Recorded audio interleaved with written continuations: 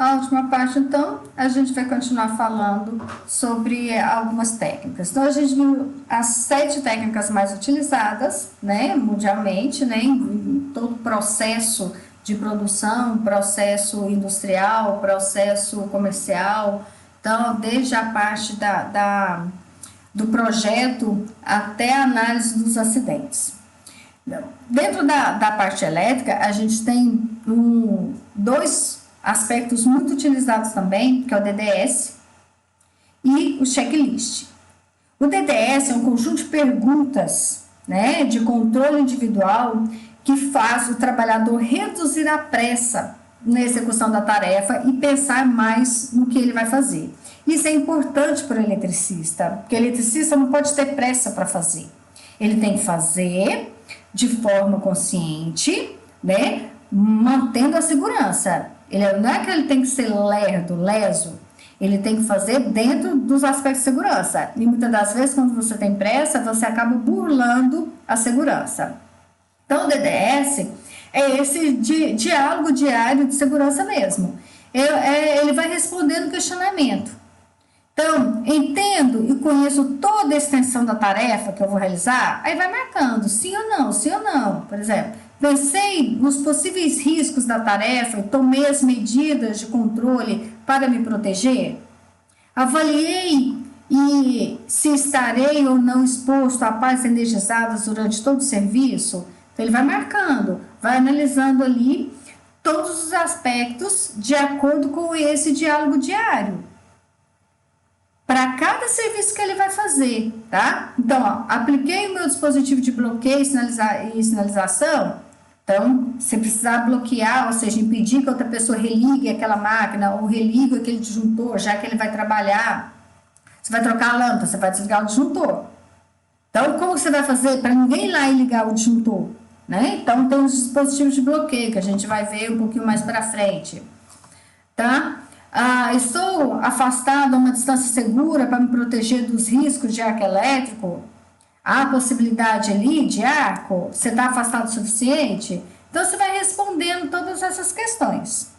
E outro é o checklist, que também tem o objetivo, que é criar o hábito de verificar os itens de segurança antes de iniciar uma atividade, que vai auxiliar na prevenção dos acidentes e no planejamento das tarefas.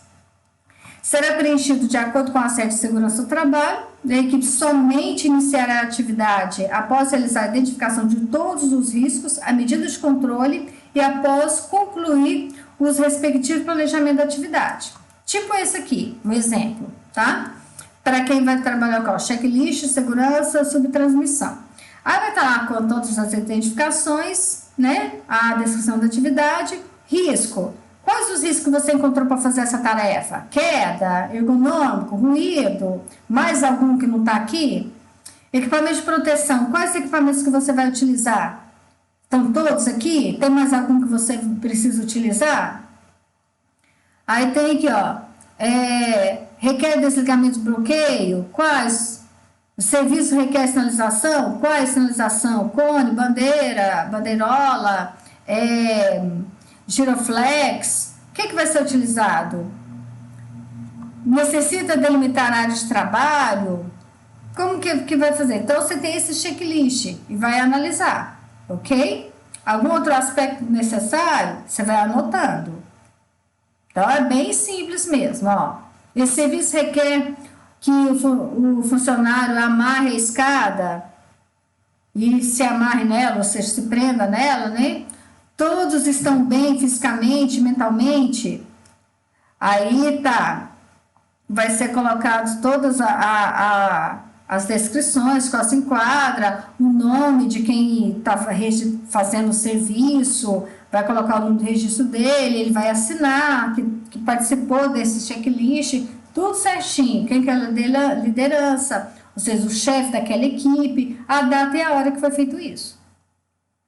Se ocorrer um acidente, isso aqui é utilizado sim para poder verificar onde é que ocorreu uma falha, tá? Então, tanto a gente tem o diário, tá? o diálogo diário de segurança, quanto o checklist, muito utilizado por nós eletricistas, ok? Então, o que a gente percebe? Que quando se trata de análise de risco, a gente tem que definir qual é o contexto, identificar, analisar, avaliar, tratar isso, manter o monitoramento, estar sempre revisando, comunicar e consultar sobre todos esses aspectos dos riscos aos quais nós estamos expostos. Então, é algo extremamente importante.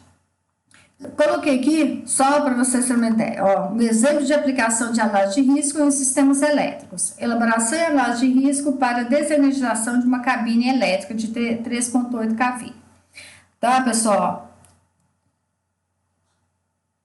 Qual a vestimenta correta? Então, quais seriam os passos, né? Desligamento de todas as cargas, desligamento do juntor geral de média tensão, depois seccionamento da chave, confirmar a ausência de tensão, instalação de aterramento temporário, sinalização.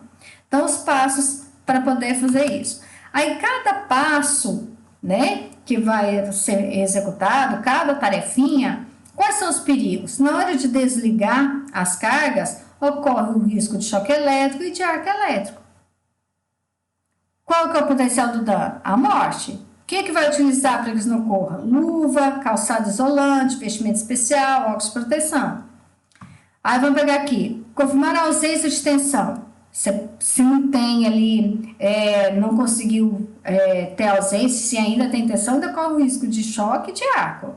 Também a morte. Quais são os equipamentos que vão estar sendo utilizados? Tá? Na hora da instalação do aterramento, ocorre o risco de queda, então pode ocorrer algumas pequenas lesões. Então, quais os equipamentos que você vai estar utilizando? Com relação à sinalização, quais são os perigos? Desculpa, a questão da queda também pode ocorrer pequenas lesões. Então, é feito toda a descrição, os passos da tarefa em sequência, a descrição daquilo que vai ser feito, quais os perigos, os danos que pode ocorrer e o controle disponibilizados para evitar ou minimizar isso, ok? Então, foi só um exemplo para poder mostrar para vocês. Mas é isso, gente, manter sempre a questão da segurança mesmo, entender bem o processo que a gente vai estar executando, saber os riscos que você corre e como se prevenir com relação a isso, tá? Aspectos principais. Entendam bem o que você vai fazer.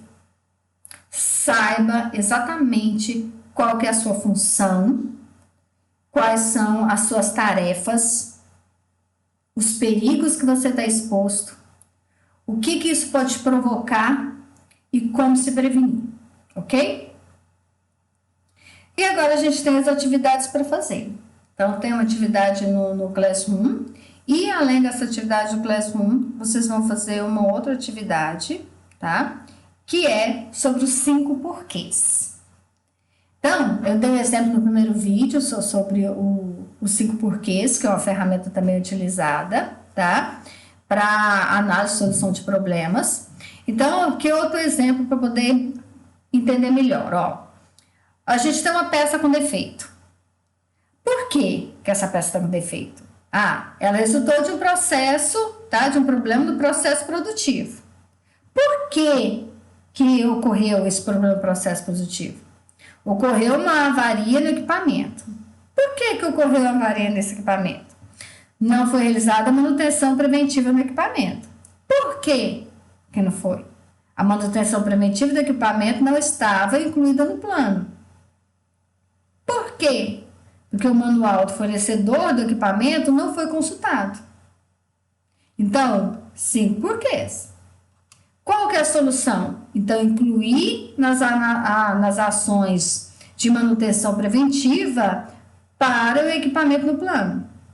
Então, esse equipamento, ele não foi observado. Qual que é a época de manutenção preventiva? Normalmente, quando você compra equipamento, vem no manual lá, na indústria, falando lá de quanto tempo você precisa fazer as manutenções. É igual quando você compra um carro. O carro não tem as manutenções? de tantos e tantos quilômetros ou de ano em ano você tem que levar o carro para manutenção? É a mesma coisa? Então, o equipamento, nesse caso, ocorreu problema porque não foi feito as manutenções preventivas. Ah, isso vai impedir que o equipamento jamais vai dar defeito, então, se eu cumprir todo. Não, mas vai amenizar e muito, ok? Então, qual que é a tarefa para vocês? Vocês vão imaginar um problema, tá? Pode ser um problema na sua casa, pode ser um problema que você vai deslumbrar, e você vai fazer os 5 porquês e achar a causa raiz desses, ok? E vai mandar para mim por e-mail, ok?